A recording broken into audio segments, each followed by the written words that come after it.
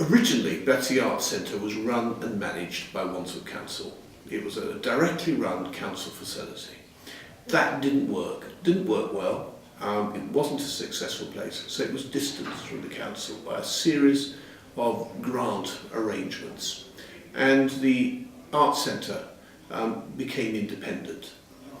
That relationship was fine, except it was neither fish nor fowl. It was dependent upon the council for much of what it did, but it was independent of the council. So the council could choose to ignore it when it suited it, and likewise the Arts Centre could ignore the council when it suited them. And that wasn't really the best arrangement.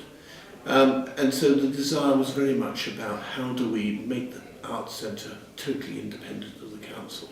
And that, of course, was the discussion which led to the structure that we have today.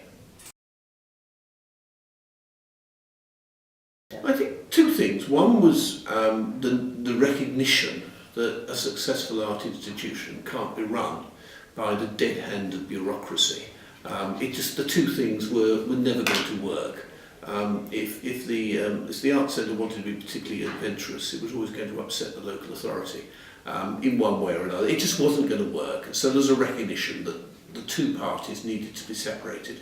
And secondly, finances. That there was only a limited amount of money that Wandsworth Council could put into something like this, that budgets were under constant pressure, so it was constantly going to have to reduce the amount of money to spend. So it was better to actually come to an arrangement where the two parties went their own way.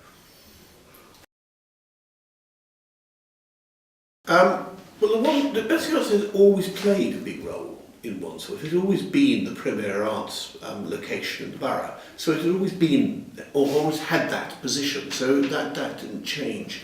But I think what happened was that it was about it being seen to be totally independent and seen to be a theatre, an art group in its own right.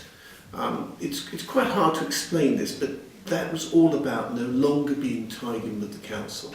And I think what we've got today is a highly successful, well-motivated, very popular arts venue, which would never have been the case if it had stayed under the old arrangements. Now, to get there, all I can say to you was it was quite a protracted negotiation, which took a long time, a lot of work, got very difficult. I remember the long arguments. Night after night we argued whether there should be a 99-year lease or not. I mean, it was things like this. Yes, I think in the world we're now in, where money is in such short supply, I think you have to think about different ways of doing things. And certainly you can't leave the local authority running these things. That's just not going to work. You've got to make places independent. I think this whole idea of transferring, as we have done, to a trust and moving it away from the local authority is the right way of moving forward. And I think it's an example of what can be done.